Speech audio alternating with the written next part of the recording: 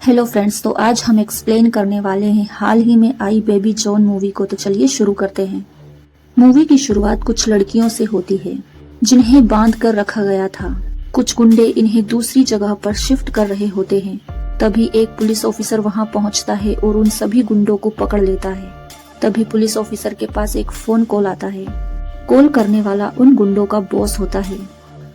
वो गुंडा ऑफिसर को धमकी देता है कि तुम्हारी बेटी मेरे कब्जे में है, अगर तुम वहां से चुपचाप नहीं गए तो तुम्हारी बेटी को मार दिया जाएगा। गुंडे की धमकी से पुलिस ऑफिसर वहां से चुपचाप चला जाता है। इसके बाद हमें जॉन और उसकी बेटी खुशी को दिखाया जाता है। जॉन अपनी बेटी खुशी को स्कूल छोड़ने जा रहा होता है। खुशी अपने पापा से नाराज थी क्योंकि उसके पापा उसे हमेशा स्कूल देर से छोड़ते थे। रास्ते में एक कार खुशी के ऊपर पानी उछाल देती है, जिससे खुशी को गुस्सा आ जाता है। जॉन उस कार का पीछा करता है और वो ड्राइवर से उसकी बेटी से माफी मांगने के लिए कहता है। ड्राइवर खुशी से माफी मांगकर वहाँ से निकल जाता है, लेकिन खुशी तो अपने पापा से फिर भी नाराज होती है क्योंकि खुशी अपने पापा को डरपोक समझती थी। आज खुशी फिर से लेट हो चुकी थी। खुशी की टीचर तारा उसे डांटती है और कहती है रोज टाइम से आया करो। वहीं हमें पता चलता है कि जॉन की एक बेकरी शॉप होती है। साथ ही वो खुशी से बहुत प्यार करता था और उसकी हर जिद पूरी किया करता था। एक दिन जॉन देखता है कि खुशी के फेस पर चोट लगी है। जॉन अपनी बेटी से पूछता है तो खुशी बताती है कि मैंने एक रोनी नाम के लड़के को चिढ़ाया था, इसलिए उसने मुझे थप्पड़ मारा, लेकिन मैंने भी उसे बहुत पीटा। जॉन भी अपनी बेटी से यही कहता है कि हर बार जुल्म सहना सही नहीं होता, सबक भी सिखाना चाहिए। तुमने बिल्कुल सही किया। अगले ही दिन तारा जॉन को चर्च बुलाती है और वो जॉन से कहती है कि तुम अपनी बेटी को हिंसा करना क्यों सिखा रहे हो। जॉन कहता है कि रोनी ने पहले शुरुआत की थी। तभी कुछ गुंडे उनकी कार को ठोक देते हैं। खुशी उन पर चिल्लाने लगती है, लेकिन जॉन खुशी को शांत करवाता है और वो खुशी को लेकर घर चला जाता है। वहीं तारा जॉन से कहती है कि तुम मुझे रास्ते में छोड़ दो। अब तारा को पुलिस स्टेशन छोड़ते वक्त जॉन कुछ घबराया हुआ सा लग रहा था। रियलिटी तो ये थी कि उन्हीं गुंडों के चंगुल से एक लड़की भाग निकली थी, जो जॉन की गाड़ी में आकर छिप जाती है। तारा ने उस लड़की को छुपते हुए देख लिया होता है और उसे पुलिस स्टेशन लेकर आ जाती है। तारा के पीछे खुशी भी पुलिस स्टेशन पहुंच जाती है। अपनी बेटी को पुलिस स्टेशन जाता देख जॉन भी पुलिस स्टेशन पहुंच जाता है, लेकिन पुलिस स्टेशन में एक ऑफिसर होता है जिसकी बेटी किडनैप हो चुकी थी। वो ऑफिसर जॉन से कहता है कि मैंने पहले तुम्हें कहीं देखा है। जॉन उससे कहता है कि मैं बचपन से यहीं रह रहा हूँ और मेरी एक छोटी सी बेकरी की शॉप है। अब जॉन यहाँ से जाने लगता है, तभी वो ऑफिसर सत्या कहकर किसी को पुकारता है। ये सुनकर जॉन पलट कर देखने लगता है। ये देखकर तारा चौंक जाती है कि सत्या नाम सुनने पर जॉन ने पलटकर क्यों देखा। इसी बीच वो पुलिस वाला गुंडों को ये खबर दे देता है कि भागी हुई लड़की पुलिस के पास पहुँच चुकी है, यानी कि ये पुलिस वाला भी गुंडों से मिला हुआ था। ये पुलिस ऑफिसर उन गुंडों से डील करता है। पुलिस ऑफिसर उन गुंडों से ये कहता है कि तुम्हारे खिलाफ जिसने भी शिकायत की है मैं उसे तुम्हारे हवाले कर दूंगा, लेकिन तुम मेरी बेटी को छोड़ दो। इसी दौरान ये पुलिस ऑफिसर उन गुंडों से ये झूठ बोल देता है कि शिकायत जॉन ने की है। वो ये चाल इसलिए चलता है ताकि गुंडे जॉन के पीछे पड़ जाएं। न कहीं इस पुलिस वाले की दुश्मनी जॉन से ही होगी। इधर घर पर जॉन अपनी बेटी को सुला रहा होता है। तभी जॉन का कुत्ता जोर जोर से भौंकने लगता है। जॉन जैसे ही बाहर आकर देखता है तो उसके घर के आगे कुछ गुंडे खड़े हुए थे। वे गुंडे जॉन पर हमला कर देते हैं। जॉन उन गुंडों से बार बार माफी मांगते हुए कहता है कि मैंने कोई शिकायत नहीं की, लेकिन गुंडे उसकी बात मानने को तैयार नहीं थे और वे उसको मारने लगते हैं। और वे जॉन से ये भी कह देते हैं कि अब तुम्हारी बेटी को भी हम नहीं छोड़ेंगे। बेटी का नाम सुनते ही जॉन का गुस्सा फूट पड़ता है। जॉन अब खड़ा होता है और एक एक करके सारे गुंडों को धूल चटा देता है। वो कहता है मेरे तक तो ठीक है, मेरी बेटी को बीच में क्यों लाया। इसी वजह से सारे गुंडे मारे जाते हैं। अगले ही सीन में हम तारा को देखते हैं, जो कि जॉन की फोटो को स्कैन करती है और वो उसकी असली पहचान का पता लगाने की कोशिश करती है। वहीं तारा को पता चलता है कि जॉन का असली नाम सत्या है। सत्या एक ईमानदार और बहादुर IPS ऑफिसर हुआ करता था। इसी के बीच कहानी पास्ट में चली जाती है। लगभग आज से 6 साल पहले देहरादून के एक स्कूल पर कुछ गुंडों ने कब्जा कर लिया होता है। जब बच्चे क्लास में जाने की कोशिश कर रहे होते हैं तो गुंडे उन्हें पीटकर भगा देते हैं। स्कूल प्रशासन ने पुलिस को बुलाया था, लेकिन उन गुंडों ने पुलिस वालों को भी बुरी तरह से मारा और वहां से भगा दिया। इसके बाद आईपीएस ऑफिसर सत्या को वहां बुलाया जाता है। सत्या उन गुंडों को बुरी तरह से धो डालता है। एक एक करके वो सबको वहां से मार मार कर भगा देता है। यही हमें सत्या की ईमानदारी दिखाई देती है। वो अपने काम के प्रति वफादार है। सत्या अपनी माँ के साथ रहा करता था। सत्या की माँ चाहती थी कि सत्या जल्दी से शादी कर ले क्योंकि उसे एक लड़की चाहिए थी। सत्या की माँ एक दिन उसे लड़की दिखाने के लिए ले जाती है। लड़की सत्या से कहती है कि तुम अच्छे हो लेकिन मेरा पहले से बॉयफ्रेंड है, इसलिए तुम ही कुछ बहाना बनाकर इस रिश्ते के लिए मना कर दो। अब जब सत्या और उसकी माँ वापस घर आ रहे होते हैं तभी सत्या एक भीख मांगते हुए बच्चे को देखता है। तभी एक आदमी आता है और उस भीख मांगने वाले बच्चे को बुरी तरह पीटने लगता है। साथ ही वो सत्या को भी धमकी देता है कि तुम इन बच्चों से दूर रहो।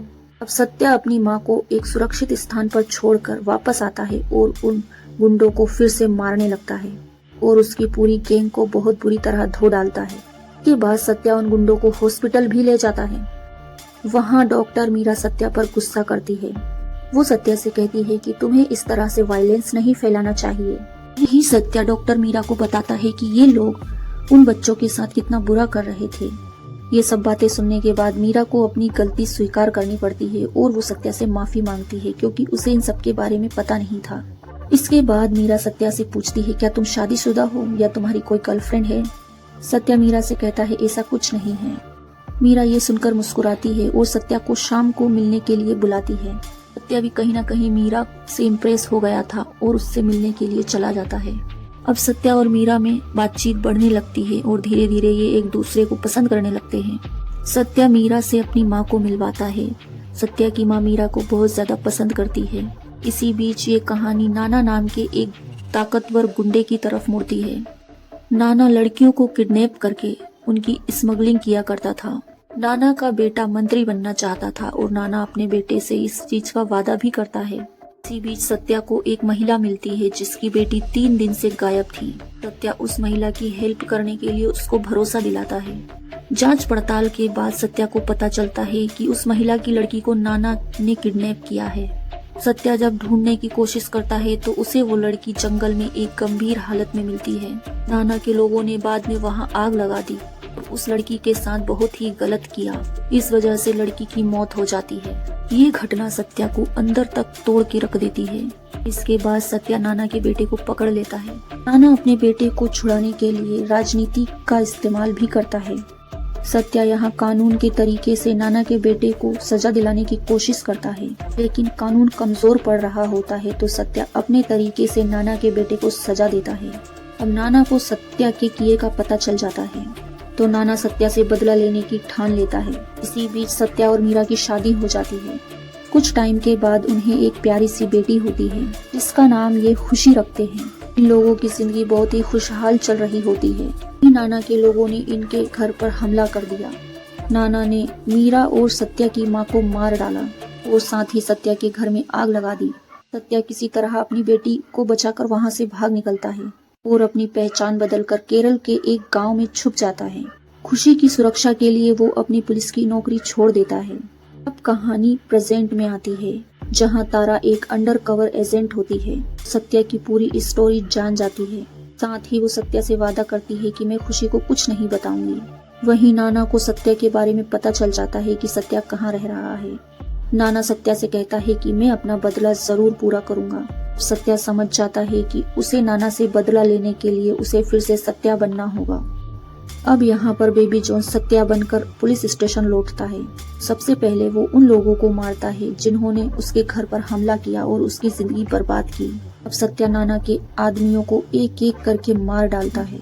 नाना को भी इस बात की खबर मिलती रहती है और वो अपने भाई से कहता है कि सत्या को पकड़ने के लिए मेरे पास एक बेहतरीन प्लान है। वहीं नाना का भाई एक कंस्ट्रक्शन साइट का मालिक होता है। वहाँ कुछ मजदूरों की मौत हो जाती है। जब नाना के भाई को उन मजदूरों के मरने की खबर मिलती है तो वो कहता है कि ऐसे तो रोज के कई मजदूर मारे जाते हैं और वो मुआवजे के तौर पर केवल 1 लाख रुपए ही दे सकता है। ये भी कहता है कि मजदूर तो मरते रहते हैं, उनके लिए क्या अफसोस करना। अब ये बात जब सत्या को पता चलती है तो वो नाना के भाई को ढूंढकर मार डालता है। सत्या जब नाना के गुंडों को मार रहा होता है तब हम सत्या के घर पर देखते हैं। सत्या के घर पर राम सेवक और तारा मौजूद थे। तारा को खबर मिलती है कि आज कुछ लड़कियों की स्मगलिंग होने वाली है। तारा उन्हें बचाने के लिए निकल पड़ती है, लेकिन तारा को ट्रैप कर लिया जाता है। वहीं सत्या के घर पर भी हमला हो जाता है। यहाँ राम सेवक हमलेवरों को रोकने की कोशिश करता है, लेकिन वो मारा जाता है। गुंडे खुशी को भी किडनैप कर लेते हैं। खुशी को और लड़कियों के साथ एक कंटेनर में बंद कर दिया जाता है। अब इन लड़कियों को दूसरी कंट्री भेजा जाना था। जब ये बात सत्या को पता चलती है तो वो खुशी को बचाने के लिए वहाँ पहुँच जाता है। नाना तो पहले से ही प्लानिंग करके बैठा था और वो सत्या का इंतजार कर रहा होता है। नाना के आदमी सत्या को बुरी तरह से मारते हैं। सत्या बेहोश हो जाता है, लेकिन तभी उसे खुशी की आवाज सुनाई देती है। साथ ही तारा भी कहती है कि तुम्हें अपनी बेटी को बचाना होगा। खुशी वहीं बाकी लड़कियों के साथ कंटेनर को हिलाने लगती है। इससे सत्या भी समझ जाता है कि खुशी कौन से कंटेनर में है। अब यहाँ सत्या में ताकत आ जाती है और वो नाना के आदमियों को बुरी तरह से मार डालता है।